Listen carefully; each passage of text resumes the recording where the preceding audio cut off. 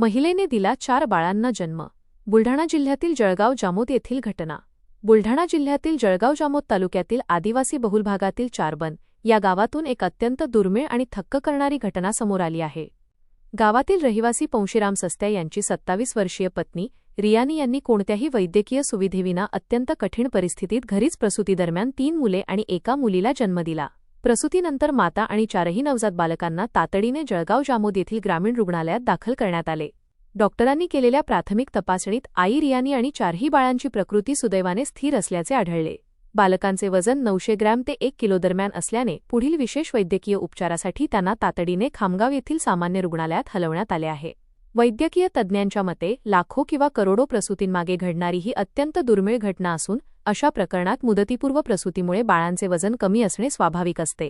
सध्या खामगाव येथे तज्ज्ञ डॉक्टरांच्या देखरेखीखाली माता व बालकांवर उपचार सुरू असून संपूर्ण परिसरात या घटनेची मोठी चर्चा आहे. सदर रुग्ण रियानी पंशीराम सस्त्या ही 5 तारखेला आपल्याकडे रेफर करण्यात आली होती. तिची डिलिव्हरी ही घरी झाली असल्या कारणाने तिला जळगाव जामोद या रुग्णालयात रेफर करण्यात आलं होतं. तिथून त्यांच्यामार्फत आपल्याकडे रेफर करण्यात आलं व तिच्यासोबतचे 4 अपत्य हे एसएनसीला ॲडमिट करण्यात आले आहे व तिथे तज्ज्ञ डॉक्टरांच्या सल्ल्यानुसार त्यांच्यावर ट्रीटमेंट चालू आहे. किती मुलांनी जन्म झाले हे? एकूण 3 मुलं व 1 मुलगी आहे. वजन कमी असल्या कारणाने त्यांच्यावर पुढील उपचार सुरू आहे. तब्येत कशी आहे बाळांची? तब्येत सध्या तर स्थिर आहे आणि डॉक्टरांच्या याच्यानुसार ट्रीटमेंट चालू आहे. काल यांची डिलिव्हरी झाली, किती मुलं झाले? 3 मुलं आणि 1 मुलगी. बरोबर. कशी आहे तब्येत त्यांची? ठीक है. याच्या आधी किती मुलं होते यांना?